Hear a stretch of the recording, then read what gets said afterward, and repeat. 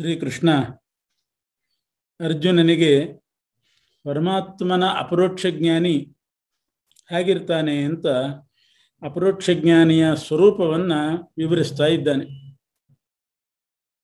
ಅಪರೋಕ್ಷ ಜ್ಞಾನಿಯಾದವನು ಮನಸ್ಸಿನಲ್ಲಿರ್ತಕ್ಕಂಥ ಎಲ್ಲ ಕಾಮನೆಗಳನ್ನು ಬಿಟ್ಟು ಸ್ವರೂಪದಲ್ಲಿರ್ತಕ್ಕಂಥ ಕಾಮನೆಗಳನ್ನು ಮೋಕ್ಷದಲ್ಲೂ ಇಟ್ಟುಕೊಂಡಿರ್ತಾನೆ.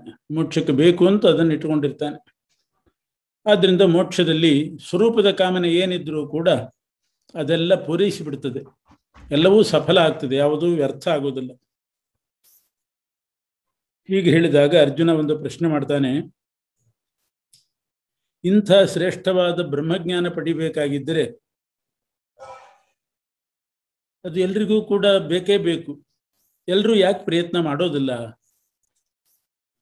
ಜಗತ್ತಿನಲ್ಲಿ ನೋಡ್ತಿದ್ದೀವಿ, ಪರಮಾತ್ಮನ ಸಾಕ್ಷಾತ್ಕಾರಕ್ಕೆ ಎಷ್ಟೋ ಜನ ಪ್ರಯತ್ನ ಮಾಡೋದಿಲ್ಲ, ಪ್ರವೃತ್ತಿನೇ ಮಾಡೋದಿಲ್ಲ. ಯಾಕೆ ಮಾಡೋದಿಲ್ಲ? ಬ್ರಹ್ಮಜ್ಞಾನದಿಂದ ಮಹಾನಂದ ಅನುಭವ ಆಗ್ತದೆ. ಬ್ರಹ್ಮ ಸಾಕ್ಷಾತ್ಕಾರದಿಂದ ಆನಂದ ಮಗ್ನನಾಗ್ತಾನೆ ಅಂತೆಲ್ಲ ಹೇಳಿದ ಮೇಲೆ ದುಃಖ ಬರಲಿ, ಮನಸ್ಸಿಗೆ ವಿಕಾರ ಆಗೋದಿಲ್ಲ, ಸುಖ ಬಂದರೂ ವಿಕಾರ ಆಗೋದಿಲ್ಲ. ಇಷ್ಟೆಲ್ಲ ಲಾಭ ಇರುವಾಗ ಯಾರು ಯಾಕೆ ಹೆಚ್ಚು ಜನ ಪ್ರಯತ್ನ ಮಾಡ್ತಾ ಇಲ್ಲ? ಅದಕ್ಕೆ ಕೃಷ್ಣ ಹೇಳ್ತಾನೆ, ಬ್ರಹ್ಮಜ್ಞಾನ ಬರೋದು ಬಹಳ ಕಷ್ಟ, ಅದಕ್ಕೆ ಪ್ರವೃತ್ತಿ ಮಾಡೋದಿಲ್ಲ. ಬ್ರಹ್ಮನ ಸಾಕ್ಷಾತ್ಕಾರ ಆಗಬೇಕಾದ್ರೆ ಇಂದ್ರಿಯ ನಿಗ್ರಹ ಇಲ್ಲದೆ ಆಗೋದಿಲ್ಲ. ಇಂದ್ರಿಯ ನಿಗ್ರಹ ಬೇಕಾಗ್ತದೆ. ಇಂದ್ರಿಯಗಳನ್ನೆಲ್ಲ ನಿಯಂತ್ರಣ ಮಾಡ್ಕೋಬೇಕಾದ್ರೆ ನಿರಾಹಾರತ್ವದಿಂದ ಮಾಡಬಹುದು ಅಂತ ಪ್ರಶ್ನೆ ಬರಬಹುದು. ಊಟ ಬಿಟ್ಬಿಟ್ರೆ ಆವಾಗ ಇಂದ್ರಿಯ ನಿಗ್ರಹ ಆಗೇ ಆಗ್ತದೆ. ಚೆನ್ನಾಗಿ ಊಟ ಮಾಡಿದರೆ ಅಲ್ಲಿ ಹೋಗೋಣ ಇಲ್ಲಿ ಹೋಗೋಣ ಅಂತ ಪ್ರವೃತ್ತಿ ಆಗ್ತದೆ, ಇಂದ್ರಿಯಗಳಲ್ಲಿ ಶಕ್ತಿ ಇರ್ತದೆ. ನಿರಾಹಾರತ್ವ ಮಾಡಿಬಿಟ್ರೆ ಆ ಆಹಾರ ತ್ಯಾಗದಿಂದ ಇಂದ್ರಿಯ ನಿಗ್ರಹ ಆಗ್ತದಲ್ಲ ಅಂತ ಕೇಳಿದರೆ ಕೃಷ್ಣ ಹೇಳ್ತಾನೆ, ನಿರಾಹಾರತ್ವ ಮಾಡಿದರೆ ಅಂದರೆ ಆಹಾರ ಬಿಟ್ಟರೆ ಇಂದ್ರಿಯ ನಿಗ್ರಹ ಆಗೋದಿಲ್ಲ. ಇಂದ್ರಿಯಗಳ ಭೋಗ ಶಕ್ತಿ ಕುಂಠಿತ ಆಗ್ತದೆ ಅಷ್ಟೇ. ಇಂದ್ರಿಯಗಳಲ್ಲಿ ಶಕ್ತಿ ಹೋಗ್ತದೆ, ಅನುರಾಗ ಏನೂ ಹೋಗೋದಿಲ್ಲ. ಇಂದ್ರಿಯ ನಿಗ್ರಹ ಮಾಡೋದು ಅಂದರೆ ಬರೇ ಆಹಾರ ಬಿಟ್ಟು ಇಂದ್ರಿಯ ನಿಗ್ರಹ ಮಾಡ್ತೇನೆ ಅಂದರೆ ಸಾಧ್ಯ ಇಲ್ಲ. ಭೋಗದ ಶಕ್ತಿ ಹೋಗ್ತದೆ, ಕಾಲಿನಲ್ಲಿರೋ ಶಕ್ತಿ ಹೋಗ್ತದೆ, ಆದರೆ ಇಂಥ ಕಡೆ ಹೋಗಬೇಕು ಅನ್ನೋ ಆಸೆ ಅದಿದ್ದೇ ಇರ್ತದೆ. ಆದ್ದರಿಂದ ವಿಷಯ ವಿನಿವರ್ತಂತೆ ನಿರಾಹಾರಸ್ಯ ದೇಹಿನಃ ರಸವರ್ಜಂ ರಸೋಪ್ಯಸ್ಯ ಪರಂ ದೃಷ್ಟ್ವಾ ನಿವರ್ತತೆ.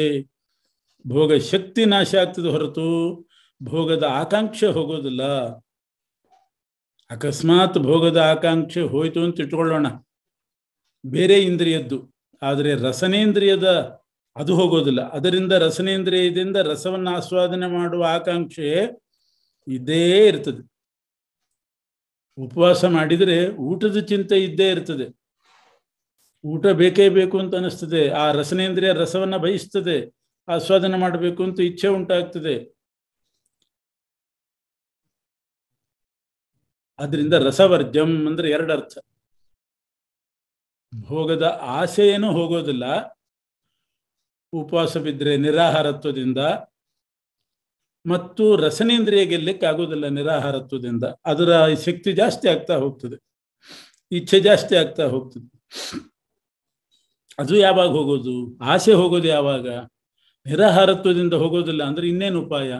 ಪರಮಾತ್ಮನ ಸಾಕ್ಷಾತ್ಕಾರ ಆಗಬೇಕು, ಭಗವಂತನ ಅನುಗ್ರಹದಿಂದ ಆಗಬೇಕು. ಭಗವಂತನ ಅನುಗ್ರಹ ಆಗಬೇಕಾದ್ರೆ ಹರಿ ಸರ್ವೋತ್ತಮ ಅಂತ ಸದಾ ಅನುಸಂಧಾನ ಬೇಕು.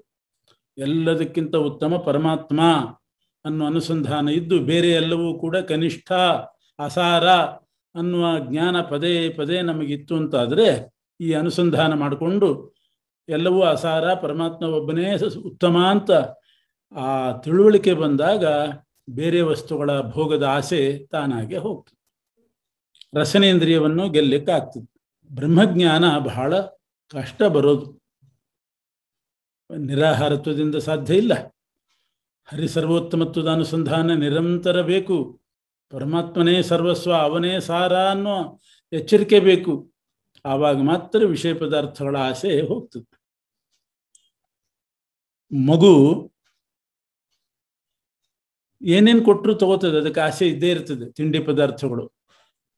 ಆದರೆ ತಾಯಿಯನ್ನ ನೋಡಿದ ಮೇಲೆ, ತಾಯಿ ಬೇಕು ಅಂತ ಅನಿಸಿದಾಗ ಇದ್ಯಾವುದು ಬೇಡ ಆಗ್ತದೆ ಅದಕ್ಕೆ, ಆವಾಗ ತಿಂಡಿ ಗಿಂಡಿ ಬೇಡ ಆಗ್ತದೆ. ಅದರಂತೆ ಪರಮಾತ್ಮನ ಉತ್ತಮತ್ವಾನುಸಂಧಾನದಿಂದ ಭೋಗದ ಆಸೆ ಹೋಗ್ತದೆ. ಆದ್ರಿಂದ ಎಲ್ಲರೂ ಪ್ರಯತ್ನ ಮಾಡ್ತಾ ಇಲ್ಲ ಅಂತ ಕೃಷ್ಣ ಹೇಳ್ತಾನೆ. ಕೆಲವರು ಮಾತ್ರ ಪ್ರವೃತ್ತಿ ಮಾಡ್ತಾರೆ. ಆಹಾರ ಬಿಡ್ಲಿಕ್ಕೆ ಶಕ್ತರಾದವರು ಪ್ರವೃತ್ತಿ ಮಾಡ್ತಾರೆ. ಯಾಕೆ ಬೇರೆ ಇಂದ್ರಿಯಗಳದ್ದಂತೂ ಶಕ್ತಿ ಕಳ್ಕೊಂಡ್ಬಿಡ್ಬೋದು. ರಸನೇಂದ್ರಿಯಕ್ಕೆ ಹರಿ ಸರ್ವೋತ್ತಮತ್ವ ಜ್ಞಾನ ಬೇಕು ಆಸೆ ಬಿಡ್ಲಿಕ್ಕೆ.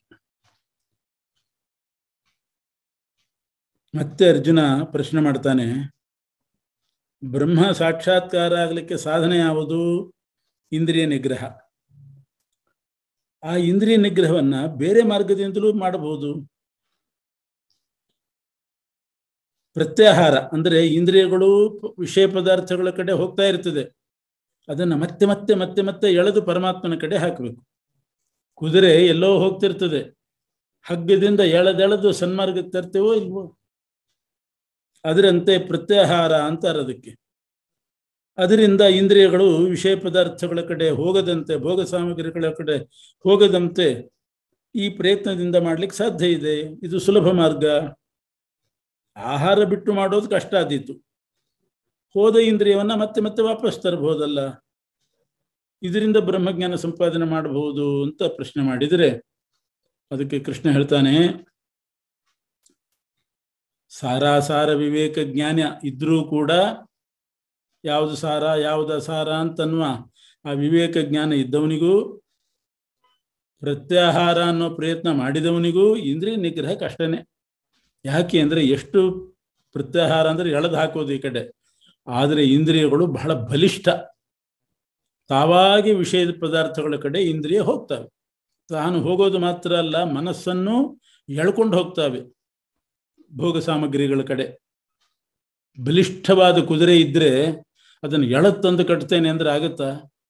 ಒಂದು ಹಸುವನ್ನೇ ಹುಲ್ಲಿದ್ದ ಕಡೆ ತಿನ್ಲಿಕ್ಕೆ ಹೋದಾಗ ಈ ಕಡೆ ಎಳ್ಕೊಂಡು ಬರ್ತೇವೆ ಅಂದ್ರೆ ಅಷ್ಟು ಸುಲಭ ಇಲ್ಲ.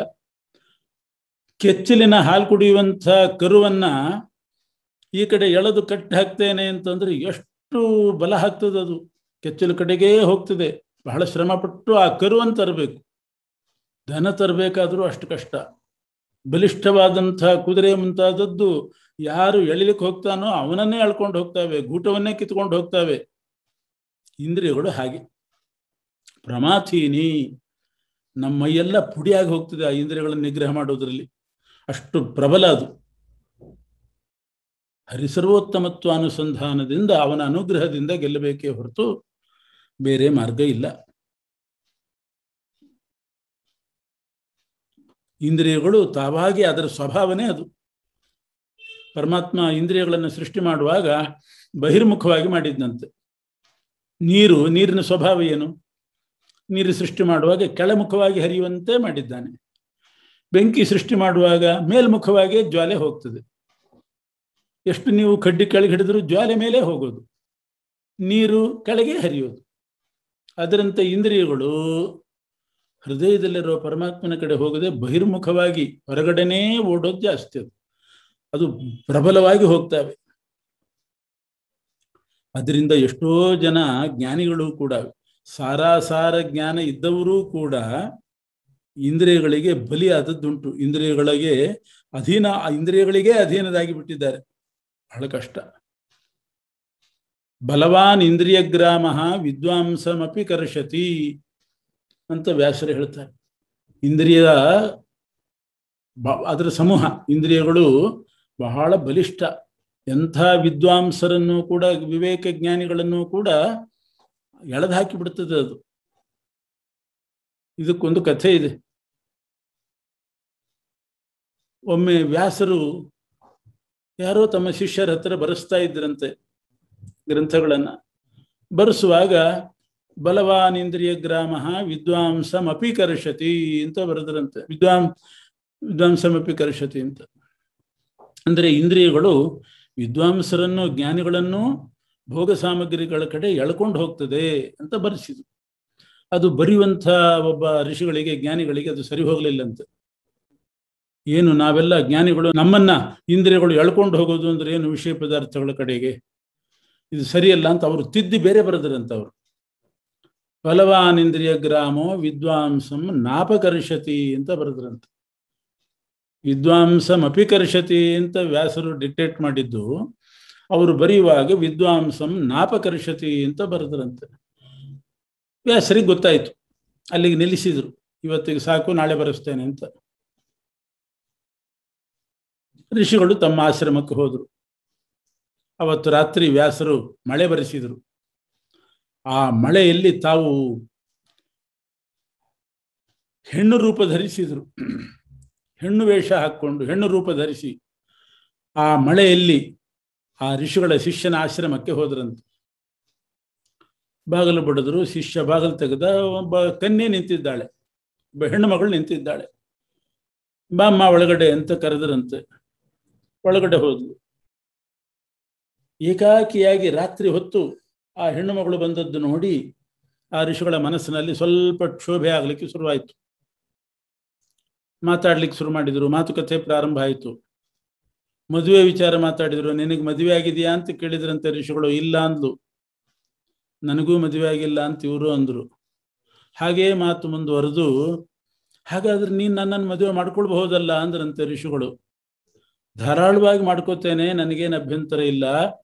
ಆದ್ರೆ ಒಂದು ಕಂಡೀಷನ್ನು, ನನ್ನ ಮದುವೆ ಮಾಡ್ಕೊಳ್ಳುವವರು ನನ್ನನ್ನು ಹೆಗಲ ಮೇಲೆ ಕೂಡಿಸ್ಕೊಂಡು ತಮ್ಮ ಮನೆ ಸುತ್ತ 3 ಪ್ರದಕ್ಷಿಣೆ ಬರಬೇಕು ಅಂತ ನನ್ನ ಒಂದು ಕಂಡೀಷನ್.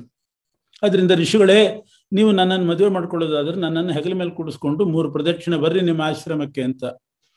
ಅದಕ್ಕೇನಂತೆ ಅಂತ ಋಷಿಗಳು ಆ ಮಳೆಯಲ್ಲಿ ಆ ಹೆಣ್ಣು ಮಗಳನ್ನ ಹೆಗಲ ಮೇಲೆ ಕೂಡಿಸ್ಕೊಂಡು 3 ಸಲ ಪ್ರದಕ್ಷಿಣೆ ಬಂದ್ರಂತೆ. ಬಂದು ಬಾಗಿಲಲ್ಲಿ ಇಳಿಸ್ತಾರೆ. ಇಳಿಸುವಾಗ ನೋಡ್ತಾರೆ ಹೆಣ್ಣು ಮಗಳು ಅಲ್ವೇ ಇಲ್ಲ. ಅವಳು ಇಷ್ಟು ಗಡ್ಡ ಮೀಸೆ ಬಿಟ್ಟುಕೊಂಡು ವೇದವ್ಯಾಸ ದೇವರು ನಿಂತಿದ್ದಾರೆ. ಆಶ್ಚರ್ಯ ಆಗೋಯ್ತು ಶಿಷ್ಯರಿಗೆ. ಏನಿದು, ವ್ಯಾಸರು ಹೆಣ್ಣಿನ ರೂಪದಿಂದ ಬಂದಿದ್ದಾರೆ, ಸಿಗಾಕೊಂಡ್ಬಿಟ್ರು. ಆಮೇಲೆ ವ್ಯಾಸರು ಕೇಳಿದ್ರಂತೆ, ಆ ಹೆಣ್ಣು ಮಗಳು ಆಶ್ರಯ ಕೇಳಿ ಬಂದರೆ ನೀನು ಮದುವೆ ಮಾಡ್ಕೋತೇನೆ ಅಂತ ಮಾತು ಮುಂದುವರಿಸಿ ಮದುವೆಗೋಸ್ಕರ ಅವಳನ್ನು ಹೆಗಲ ಮೇಲೆ ಹೊತ್ತುಕೊಂಡು ಇಷ್ಟೆಲ್ಲ ಯಾಕೆ ನೀನು ಅವಳ ವಶನಾಗಿ ಬಿಟ್ಟಿ? ಹೌದು, ನನ್ನ ಇಂದ್ರಿಯ ಮೇಲೆ ನನಗೆ ನಿಯಂತ್ರಣವೇ ಬರಲಿಲ್ಲ ಅಂದ್ರಂತೆ ಋಷಿಗಳು. ಹಾಗಾದ್ರೆ ನಿನ್ನೆ ನಾನು ಹೇಳುವ ಶ್ಲೋಕ ಏನ್ ಬರ್ದಿದ್ದಿ ಹೇಳು.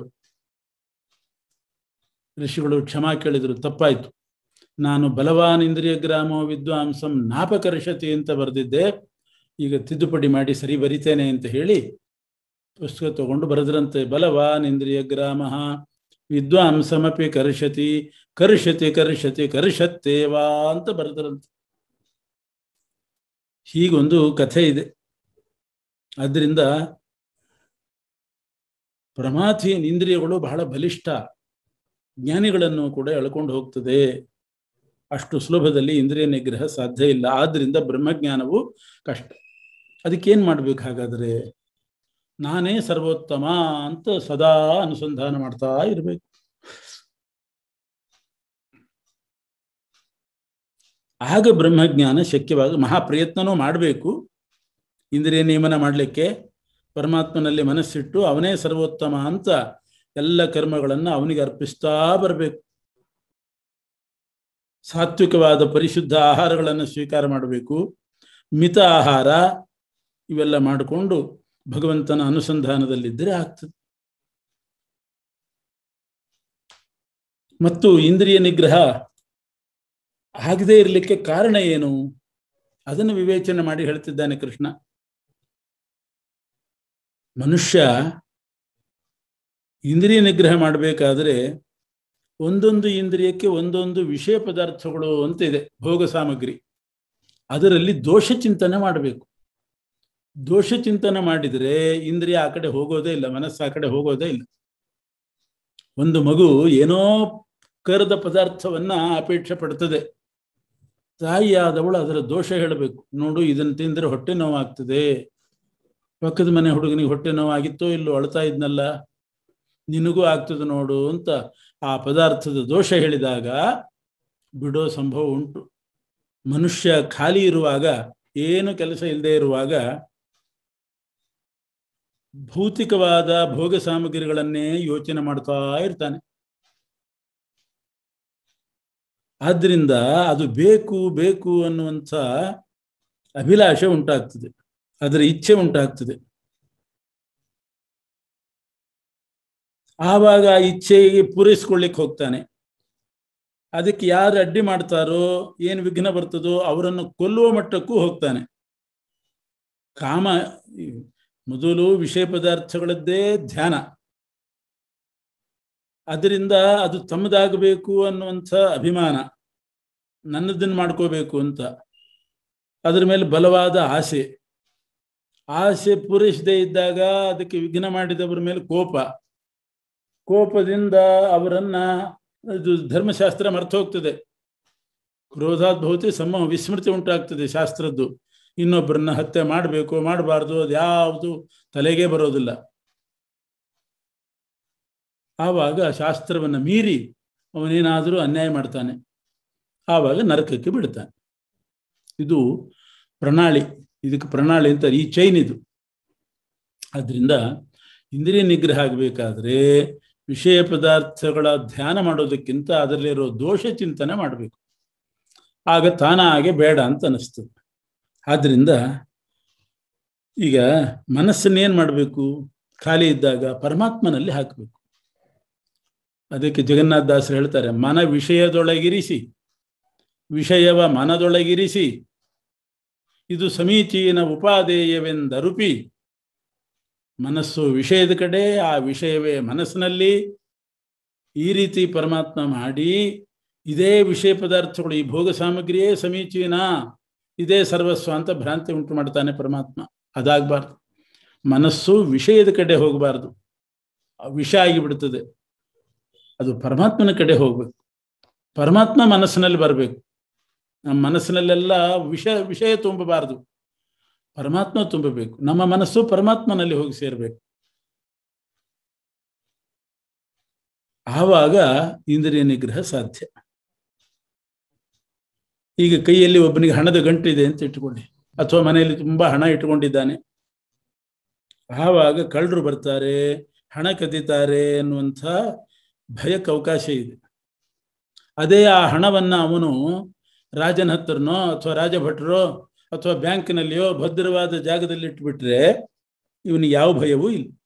ಅದರಂತೆ ಮನಸ್ಸು ಅನ್ನೋದೊಂದು ಹಣ ಇದ್ದಾಗೆ. ಆ ಮನಸ್ಸೆಂಬ ಧನವನ್ನ, ಇದು ಮೋಕ್ಷಕ್ಕೆ ಸಾಧನ, ಶ್ರೇಷ್ಠವಾದ ಧನ. ಬಾಹ್ಯೇಂದ್ರಿಯಗಳು ಅಂದರೆ ಕಣ್ಣು, ಕಿವಿ, ಕಾಲು, ಕೈ, ಈ ಮನಸ್ಸನ್ನ ಭೋಗ ಸಾಮಗ್ರಿ ಕಡೆ ಎಳ್ಕೊಂಡು ಹೋಗ್ತವೆ. ಕಳ್ಳರು ಧನವನ್ನ ಕದಿಯುವಂತೆ ಇಂದ್ರಿಯಗಳು ಈ ಮನಸ್ಸನ್ನ ಎಳ್ಕೊಂಡು ಹೋಗ್ತವೆ. ಅದಕ್ಕೆ ಅವಕಾಶ ಕೊಡದಂತೆ ಆ ಮನಸ್ಸನ್ನ ಸೇಫ್ ಆಗಿ ಬ್ಯಾಂಕಿನಲ್ಲಿ ಹಣ ಇಟ್ಟ ಹಾಗೆ ಪರಮಾತ್ಮನ ಪಾದದಲ್ಲಿ ಇಡಬೇಕು. ಆವಾಗ ಇಂದ್ರಿಯಗಳಿಗೆ ಆ ಸಾಮರ್ಥ್ಯ ಬರೋದಿಲ್ಲ. ಭಗವಂತನ ಪಾದದಲ್ಲಿಟ್ಟ ಮನಸ್ಸನ್ನ ಎಳ್ಕೊಂಡು ಹೋಗ್ತಕ್ಕಂಥ ಶಕ್ತಿ ಇಂದ್ರಿಯಗಳಿಗೆ ಬರೋದಿಲ್ಲ. ರಾಜನ ಹತ್ರ ಹಣ ಇದ್ದರೆ ಯಾವ ಕಳ್ಳರಲ್ಲಿ ಹೋಗ್ತಾರೆ ಅವನ ಹತ್ರ ಧೈರ್ಯದಿಂದ? ಸಾಮಾನ್ಯ ಮನುಷ್ಯನ ಹತ್ರ ಆದರೆ ಹೋಗ್ತಾರೆ. ಆದ್ದರಿಂದ ಮನಸ್ಸನ್ನ ಪರಮಾತ್ಮನ ಕಡೆ, ಪರಮಾತ್ಮನಲ್ಲಿ ಇಡಬೇಕು. ಆಗ ಇಂದ್ರಿಯಗಳೆಂಬಂಥ ಕಳ್ಳರು ಈ ಮನಸ್ಸನ್ನ ವಿಷಯ ಪದಾರ್ಥಗಳ ಕಡೆ ತಗೊಂಡು ಹೋಗ್ಲಿಕ್ಕೆ ಸಾಧ್ಯ ಆಗೋದಿಲ್ಲ. ಲೋಕದಲ್ಲಿಯೂ ನಾವು ನೋಡ್ತೇವೆ, ಯಾವುದೋ ಒಂದು ವಿಶೇಷ ವಸ್ತುವಿನಲ್ಲಿ ಒಬ್ಬ ಮನಸ್ಸಿಟ್ಟಾಗ ಅಷ್ಟು ಸುಲಭದಲ್ಲಿ ಆ ಮನಸ್ಸು ಅದನ್ನು ಬಿಟ್ಟು ಬೇರೆ ಕಡೆ ಹೋಗೋದಿಲ್ಲ. ಯಾವುದೋ ಒಂದು ನಾಟಕವನ್ನೋ ಯಾವುದೋ ದೃಶ್ಯವನ್ನೋ ತನ್ಮಯತೆಯಿಂದ ನೋಡ್ತಾ ಇದ್ದವನಿಗೆ ಎಲ್ಲೋ ಹೋಗ್ಬೇಕು ಬಾ ಅಂದ್ರೆ ಅವನು ಹೇಳೋದೇ ಇಲ್ಲ, ಇದು ಮುಗಿದ್ಮೇಲೆ ಬರೋದು ಅಂತಾನೆ. ಆ ರೀತಿ ಮನಸ್ಸು ಪರಮಾತ್ಮನ ಕಡೆನೇ ತನ್ಮಯತೆ ಹೊಂದಿತು ಅಂತಂದ್ರೆ ಇನ್ನೊಂದು ಕಡೆ ಅದು ಹೋಗೋದಿಲ್ಲ. ಈ ರೀತಿ ಇಂದ್ರಿಯ ಜಯವನ್ನು ಸಂಪಾದನೆ ಮಾಡಬೇಕು. ಆವಾಗ ಮನಸ್ಸು ತಿಳಿಯಾಗ್ತದೆ, ಪ್ರಸನ್ನತೆ ಬರ್ತದೆ. ಪ್ರಸನ್ನವಾದಾಗ, ಮನಸ್ಸು ತಿಳಿಯಾದಾಗ ಶಾಸ್ತ್ರಾಧ್ಯಯನ ಸುಲಭ ಆಗ್ತದೆ, ಶಾಸ್ತ್ರಶ್ರವಣ ಆಗ್ತದೆ. ಮನಸ್ಸು ವ್ಯಗ್ರ ಆದಾಗ ಏನು ಹೇಳಿದ್ರು ತಲೆಗೆ ಹೋಗೋದಿಲ್ಲ, ಅರ್ಥ ಆಗೋದಿಲ್ಲ. ಮನಸ್ಸು ತಿಳಿಯಾಗಿರಬೇಕು, ಗುರುಮುಖದಿಂದ ಶಾಸ್ತ್ರ ಶ್ರವಣ ಮಾಡಬೇಕು, ಅದರಲ್ಲಿ ತನ್ಮಯತೆ ಇರಬೇಕು. ಇರಬೇಕಾದ್ರೆ ಮೊದಲು ಇಂದ್ರಿಯ ಜಯ ಆಗಬೇಕು.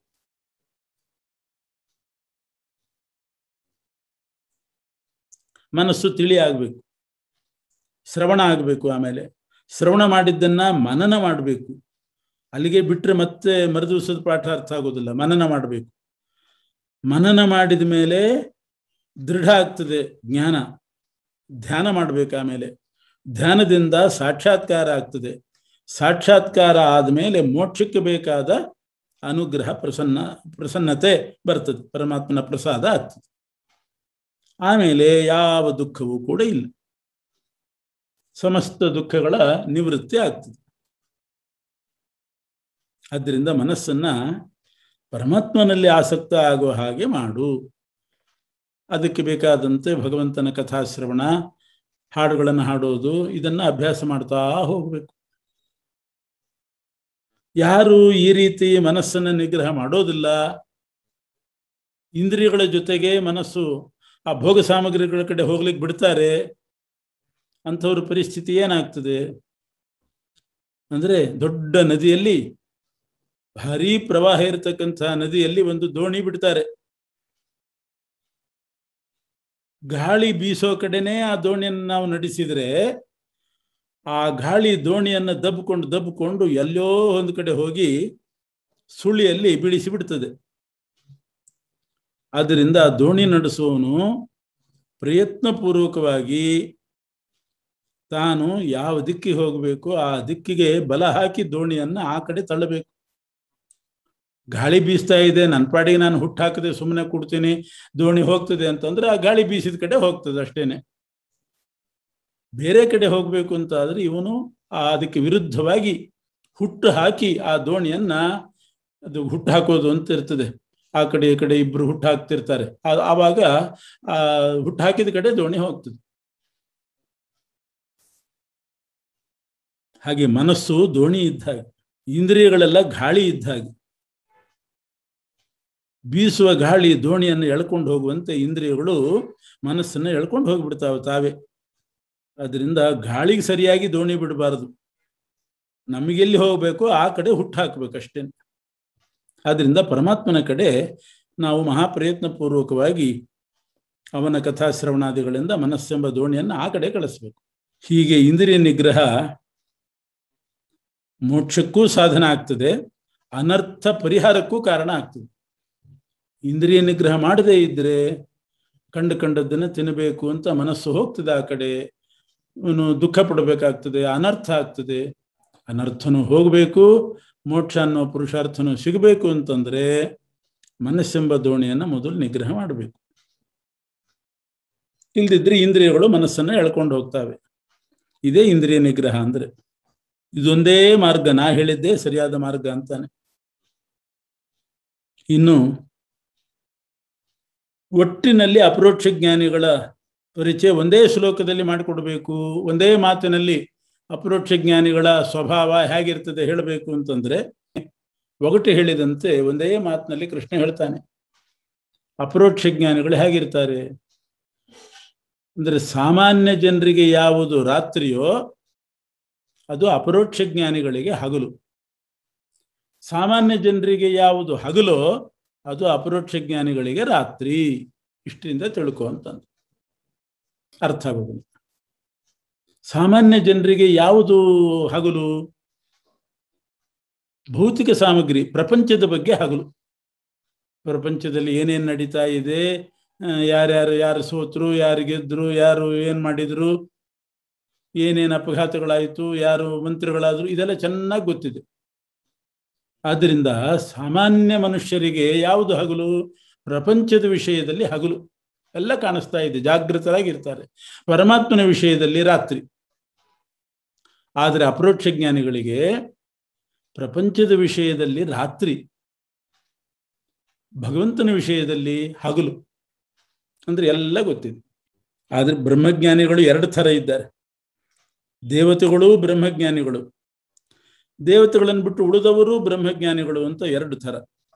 ಅದರಲ್ಲಿ ಉತ್ತಮ ಬ್ರಹ್ಮಜ್ಞಾನಿಗಳು ಅಂದರೆ ದೇವತೆಗಳು. ಅವರು ತತ್ವಾಭಿಮಾನಿಗಳು. ನಮ್ಮ ದೇಹದಲ್ಲಿದ್ದು ನಿಯಾಮಕರಾಗಿದ್ದು ನಮ್ಮ ಎಲ್ಲ ತತ್ವಗಳು ಅಂದರೆ ಇಂದ್ರಿಯಗಳು, ಪಂಚಭೂತಗಳು, ನಮ್ಮ ದೇಹದಲ್ಲಿರುವ ತತ್ವಗಳು, ಅದಕ್ಕೆಲ್ಲ ನಿಯಾಮಕರಾಗಿ ನಮ್ಮನ್ನು ಕಾರ್ಯದಲ್ಲಿ ತೊಡಗಿಸುವವರು ಅವರು. ಅವರಿಗೆ ಎರಡೂ ಇರ್ತದೆ, ಬ್ರಹ್ಮಜ್ಞಾನನೂ ಇರ್ತದೆ, ಜಗತ್ತಿನ ಜ್ಞಾನನೂ ಇರ್ತದೆ. ಇದು ಸ್ವಲ್ಪ ವ್ಯತ್ಯಾಸ. ತತ್ವಾಭಿಮಾನಿ ದೇವತೆಗಳಿಗೆ ಮಾತ್ರ ಪರಮಾತ್ಮನೂ ಹಗಲು, ಪ್ರಪಂಚವೂ ಹಗಲೇ. ಯಾಕೆ? ನಮ್ಮ ದೇಹದಲ್ಲಿದ್ದು ತತ್ವಾಭಿಮಾನಿಗಳಾಗಿ ನಮ್ಮಿಂದ ಜಗತ್ತಿನಲ್ಲಿ ಕೆಲಸ ಮಾಡಿಸ್ಬೇಕಲ್ಲ. ಅವರು ಮಾಡಿಸ್ಬೇಕಾದ್ರೆ ಅವರಿಗೆ ಜಗತ್ತಿನ ಜ್ಞಾನ ಬೇಕು, ಜಗತ್ತು ಕಾಣಿಸ್ತಾ ಇರಬೇಕು, ಆವಾಗ ಅವರು ಕೆಲಸ ಮಾಡಿಸ್ತಾರೆ. ಅದರಿಂದ ಜಗತ್ತಿನಲ್ಲಿ ನಮ್ಮ ಸಾಧನೆ, ನಮ್ಮ ಕಾರ್ಯಗಳು ನಡೀಲಿಕ್ಕೆ ಅವರಿಗೆ ಜಗತ್ತಿನ ಜ್ಞಾನನೂ ಇದೆ, ಬ್ರಹ್ಮಜ್ಞಾನನೂ ಇದೆ. ಇವರು ತತ್ವಾಭಿಮಾನಿಗಳು. ಬೇರೆ ಬ್ರಹ್ಮಜ್ಞಾನಿಗಳಿರ್ತಾರೆ, ಅಪರೋಕ್ಷ ಜ್ಞಾನಿಗಳು, ಅವ್ರಿಗೆ ಪ್ರಪಂಚ ಜ್ಞಾನ ಇರೋದಿಲ್ಲ. ಯಾಕೆಂದ್ರೆ ಅವ್ರು ನಮ್ಮ ದೇಹದಲ್ಲಿದ್ದು ತತ್ವಾಭಿಮಾನಿಗಳೇನೂ ಅಲ್ಲ, ಅವರು ಕೇವಲ ಬ್ರಹ್ಮಜ್ಞಾನಿಗಳು. ಈ ವ್ಯತ್ಯಾಸವನ್ನು ತಿಳ್ಕೋಬೇಕು. ಇದರಿಂದ ಏನು ಒಂದು ಸಿದ್ಧ ಆಯಿತು ಅಂತಂದ್ರೆ, ಆಚಾರ್ಯರ ಸಿದ್ಧಾಂತಕ್ಕೆ ಇದು ಅನುಕೂಲ ಆಯ್ತು. ಈಗ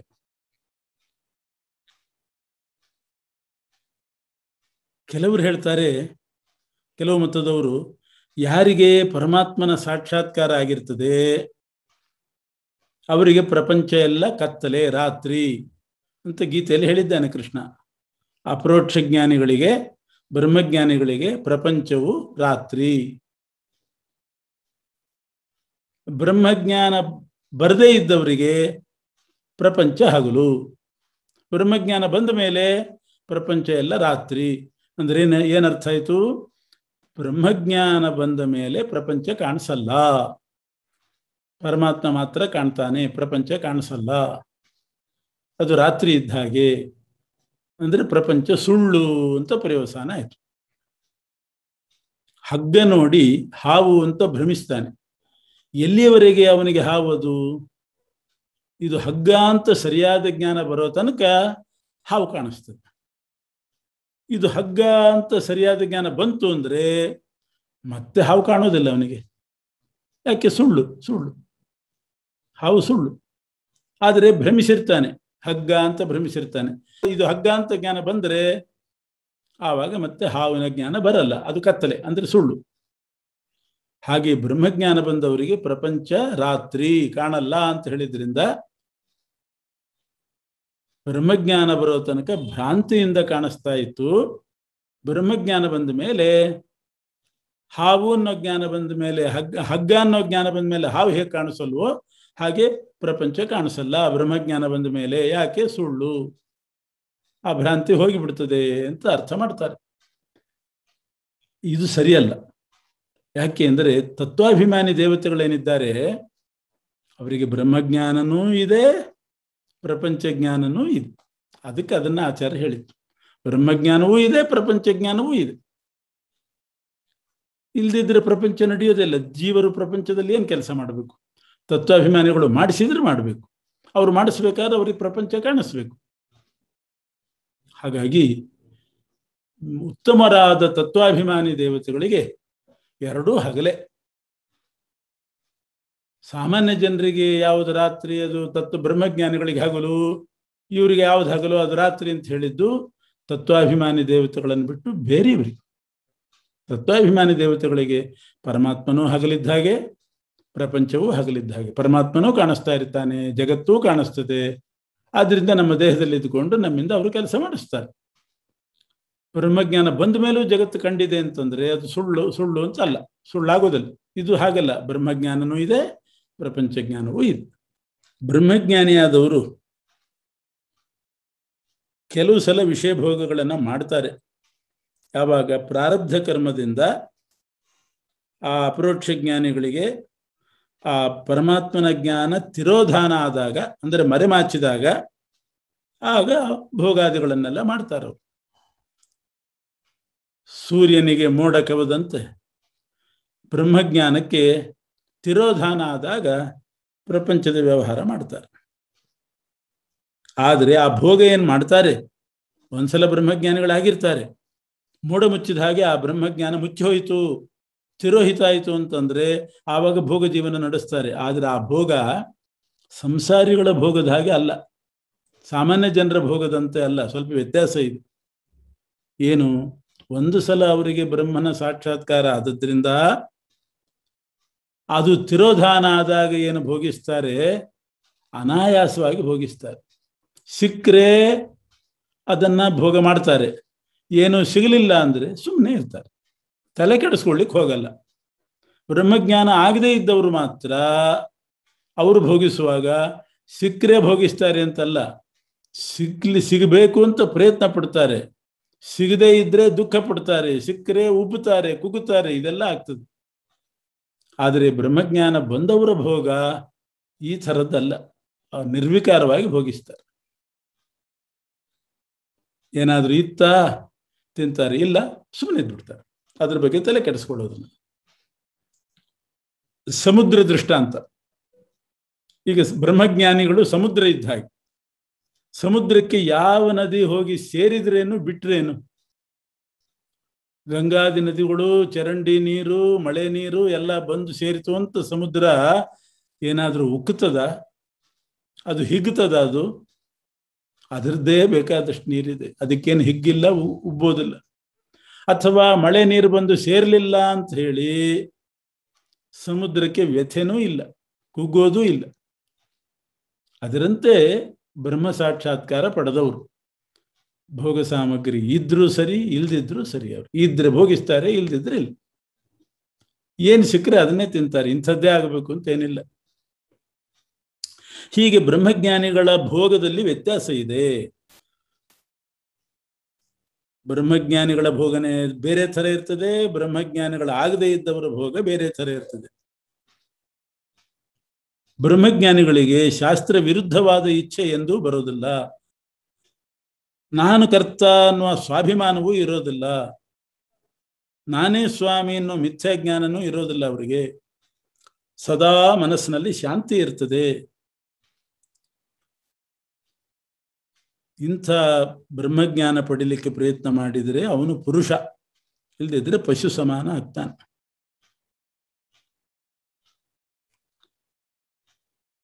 ಒಂದು ಸಲ ಬ್ರಹ್ಮಜ್ಞಾನ ಆದಮೇಲೆ ಆಮೇಲೆ ಅವನಿಗೆ ಮೋಕ್ಷ ನಿಶ್ಚಯ.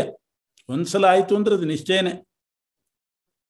ಪ್ರಾರಬ್ಧ ಕರ್ಮ ಸವಿಯೋ ತನಕ ಕಾಯ್ಬೇಕಷ್ಟೇನೆ.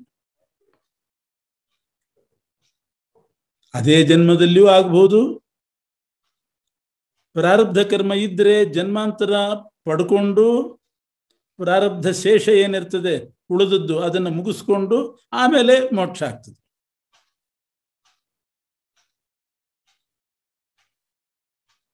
ಯಾಕೆಂದ್ರೆ ಜ್ಞಾನ ಬಂದ ಮೇಲೆ ಪ್ರಾರಬ್ಧ ಕರ್ಮ ಬಿಟ್ಟು ಉಳಿದ ಕರ್ಮಗಳೆಲ್ಲ ನಾಶ ಆಗ್ತದೆ, ಪ್ರಾರಬ್ಧ ಹಂಗೆ ಉಳಿದಿರ್ತದೆ, ಅದು ಪೂರ್ತಿ ಮುಗಿಬೇಕು. ಆ ಜನ್ಮದಲ್ಲಿ ಮುಗಿದಿದ್ರೆ ಅಲ್ಲೇ ಮೋಕ್ಷ, ಇಲ್ಲ 10 ಜನ್ಮದಲ್ಲಿ ಮುಗಿತದೆ ಅಂತಾದ್ರೆ ಅಷ್ಟು ಜನ್ಮ ಎತ್ತಿ ಪ್ರಾರಬ್ಧ ಭೋಗ ಮಾಡಿ ಆಮೇಲೆ ಮೋಕ್ಷಕ್ಕೆ ಹೋಗ್ಬೇಕು. ಅಂತೂ ಬ್ರಹ್ಮಜ್ಞಾನ ಬಂದ ಮೇಲೆ ಒಂದು ಸಲ ಬ್ರಹ್ಮಜ್ಞಾನ ಬಂತು ಅಂದ್ರೆ ಮೋಕ್ಷ ನಿಶ್ಚಿತ. ಯಾಕೆ ಬ್ರಹ್ಮಜ್ಞಾನ ಬಂದು ಕೂಡಲೇ ಪ್ರಾರಬ್ಧನಾದ್ರೂ ಯಾಕೆ ಉಳಿಸ್ಬೇಕು?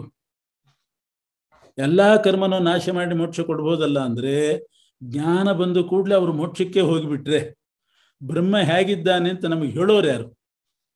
ಮೋಕ್ಷಕ್ಕೆ ಹೋದವ್ರಿಗೆ ಇಲ್ಲಿರುವವ್ರಿಗೆ ಕಾಂಟ್ಯಾಕ್ಟ್ ಇರೋದಿಲ್ಲ. ಅದರಿಂದ ಬ್ರಹ್ಮಜ್ಞಾನ ಬಂದ ಮೇಲೆ ಸ್ವಲ್ಪ ಕಾಲ ಅವರನ್ನು ಭೂಮಿಯಲ್ಲಿ ಉಳಿಸಿರ್ತಾನೆ. ಯಾಕೆ ಅಂದ್ರೆ ಅವರು ತಾವು ಏನು ಪರಮಾತ್ಮನ ನೋಡಿರ್ತಾರೆ ಅವನ ಬಗ್ಗೆ ಉಪದೇಶ ಮಾಡಲಿ ಅಂತ ಅವ್ರನ್ನ ಉಳಿಸ್ತಾನೆ. ಅವರು ಪ್ರಾರಬ್ಧ ಭೋಗ ಮಾಡುವ ಕಾಲದಲ್ಲಿ ಬೇರೆಯವರಿಗೆ ಉಪದೇಶನೂ ಮಾಡ್ತಾರೆ. ಜ್ಞಾನ ಆದ ಕೂಡಲೇ ಮೋಕ್ಷಕ್ಕೆ ಹೋಗಿಬಿಟ್ರೆ ಇಲ್ಲಿ ಉಪದೇಶ ಮಾಡೋರು ಯಾರು? ಮೋಕ್ಷಕ್ಕೆ ಹೋದ್ಮೇಲಂತೂ ಕಾಂಟ್ಯಾಕ್ಟ್ ಇರೋದಿಲ್ಲ, ಸಂಪರ್ಕ ಇರೋದಿಲ್ಲ. ಆದ್ದರಿಂದ ಉಪದೇಶಕ್ಕೋಸ್ಕರ ಅವರ ಪ್ರಾರಬ್ಧ ಮುಗಿಯೋ ತನಕ ಅವ್ರನ್ನ ಇರಲಿ ಅಂತ ಉಳಿಸಿರ್ತಾನೆ ಪರಮಾತ್ಮ. ಅದಕ್ಕೋಸ್ಕರ ಅನೇಕ ಜನ್ಮಗಳನ್ನು ಕೊಟ್ಟು ಸಜ್ಜನರನ್ನೆಲ್ಲ ಉದ್ಧಾರ ಮಾಡಿಸಿ ಆಮೇಲೆ ಅವರಿಗೆ ಮೋಕ್ಷ ಕೊಡ್ತಾನೆ. ಅದು ಪ್ರಾರಬ್ಧ ಕರ್ಮ ಎಷ್ಟು ಜಾಸ್ತಿ ಇರ್ತದೋ ಅಷ್ಟು ದೊಡ್ಡವರು ಅಂತ ಅರ್ಥ. ಈಗ ಬಹಳ ದೊಡ್ಡ ಮಟ್ಟದ ಜೀವರಿಗೆ ಪ್ರಾರಬ್ಧ ಕರ್ಮ ಅನುಭೋಗ ಜಾಸ್ತಿ. ಈಗ ಬ್ರಹ್ಮದೇವರಿದ್ದಾರೆ, ಅವರಿಗೆ 100 ವರ್ಷ ಪ್ರಾರಬ್ಧ ಕರ್ಮ ಅನುಭವಿಸ್ಬೇಕು. ಅವರು ಪ್ರಾರಬ್ಧ ಕರ್ಮ ಅಂದ್ರೆ ಪಾಪ ಅಂತಲೇ ಅರ್ಥ ಅಲ್ಲ, ಪುಣ್ಯ.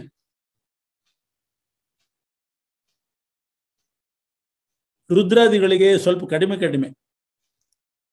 ದೊಡ್ಡ ದೊಡ್ಡ ದೇವತೆಗಳಿಗೆ ಪ್ರಾರಬ್ಧ ಜಾಸ್ತಿ, ಕಡಿಮೆ ದೇವತೆಗಳಿಗೆ ಪ್ರಾರಬ್ಧ ಕಡಿಮೆ. ಯಾರಿಗೆ ಹೆಚ್ಚು ಪ್ರಾರಬ್ಧ ಕರ್ಮ ಇರ್ತದೋ ಆ ಪ್ರಾರಬ್ಧ ಸವಿಯೋ ತನಕ ಅವರು ಭೂಮಿಯಲ್ಲೇ ಇರಬೇಕು, ಭಗವಂತನ ಸೇವೆ ಮಾಡ್ತಾ ಇರ್ತಾರೆ. ಅಷ್ಟು ಸೇವೆ ತಗೊಳ್ಳಿಕ್ಕೋಸ್ಕರ ಅವರಿಗೆ ಪ್ರಾರಬ್ಧ ಕರ್ಮ ಜಾಸ್ತಿ. ಆದ್ದರಿಂದ ಅಷ್ಟು ಸೇವೆ ಮಾಡಿದ್ರಿಂದ ಅವರಿಗೆ ಮೋಕ್ಷವೂ ಕೂಡ ಉತ್ತಮ ಮಟ್ಟದ ಮೋಕ್ಷ ಆಗ್ತದೆ. ಆ ಜೀವರು ದೊಡ್ಡವರು, ಅವರ ಪ್ರಾರಬ್ಧ ಕರ್ಮನೂ ಬಹಳ ಇರ್ತದೆ. ಅಷ್ಟು ವರ್ಷ ಅವರು ಅದನ್ನು ಸವಿಸಲಿಕ್ಕೆ ಪ್ರಯತ್ನ ಪಡಬೇಕು, ಆವಾಗ ಸೇವೆ ಮಾಡ್ತಾರೆ. ಅದರಿಂದ ಶ್ರೇಷ್ಠವಾದ ಮೋಕ್ಷ. ಪ್ರಾರಬ್ಧ ಕರ್ಮ ಕಡಿಮೆ ಇದ್ದರೆ ಅವನು ಅಲ್ಪ ಜೀವ ಅಂತ ಅರ್ಥ, ಸಣ್ಣ ಜೀವ, ಸಣ್ಣ ಮಟ್ಟದವನು, ಅವನಿಗೆ ಕಡಿಮೆ ಪ್ರಾರಬ್ಧ, ಬೇಗ ತೀರ್ತದೆ. ಅದು ತೀರೋದ್ರೊಳಗೆ ಎಷ್ಟಾಯಿತು ಅಷ್ಟೇ ಸೇವೆ ಮಾಡ್ತಾನೆ, ಮೋಕ್ಷಕ್ಕೆ ಹೋಗ್ತಾನೆ. ಆವಾಗ ಅವನಿಗೆ ಇದು ಕಡಿಮೆ, ಆನಂದನೂ ಕಡಿಮೆ.